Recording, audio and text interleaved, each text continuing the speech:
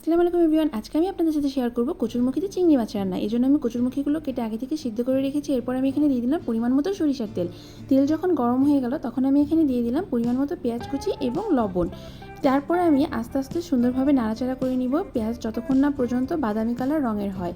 তো এইভাবে আমি আস্তে আস্তে সময় নিয়ে 2 থেকে 3 মিনিট আমি অনবরত নেড়ে নেড়ে পেঁয়াজগুলোকে সুন্দরভাবে আমি বাদামি রঙের করে নিব। দেখেন ভিউয়ার্স, আমার এখন বাদামি রঙের পেঁয়াজগুলো হয়ে গিয়েছে। এরপর আমি এখানে দিয়ে দিব পরিমাণ মতো আদা রসুন ও জিরা বাটা।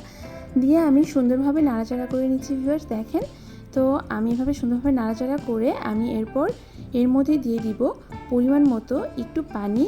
দিয়ে আমি আবারও সুন্দরভাবে নাড়াচাড়া করে নিচ্ছি ভিউয়ার্স। দেখেন, এবার পানি যখন একটু ফুটে উঠবে তখন আমি এখানে দিয়ে দিলাম পরিমাণ মতো হলুদের গুঁড়া, ধনে গুঁড়া এবং পরিমাণ মতো মরিচের গুঁড়া। দিয়ে আমি সুন্দরভাবে নাড়াচাড়া করে মশলাটা সুন্দরভাবে একটু কষিয়ে আমি এখানে দিয়ে দিলাম পরিমাণ মতো মরিচের কুচি। দিয়ে আমি আবারও সুন্দরভাবে আস্তে আস্তে নাড়াচাড়া করে নিচ্ছি ভিউয়ার্স। এরপর আমি এখানে দিয়ে দিলাম চিংড়ি মাছগুলোকে।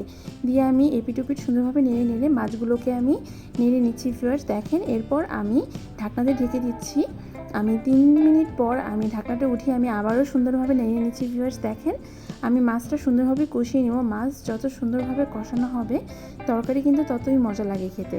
তো দেখেন, আমি আবারও ঢেকে রেখেছিলাম 2 মিনিটের জন্য। আমি আবারও ঢাকনা উঠিয়ে নিয়েছি ভিউয়ার্স। নিয়ে আমি আবারও সুন্দরভাবে এভাবে নেড়ে নিচ্ছি। দেখেন, তো আমি নেড়ে নেড়ে আমি মাছগুলোকে সুন্দরভাবে সময় নিয়ে নিয়ে আমি সুন্দরভাবে কষিয়ে নিব। দেখেন ভিউয়ার্স, তো মাছগুলো আমার এখন কষানো হয়ে গিয়েছে। আমি এখানে দিয়ে দিলাম পরিমাণ মতো একটু পানি, যেন আমি মাছে একটু ঝোল রাখবো আর মাছগুলো যেন সুন্দর সিদ্ধ হয়ে যায়।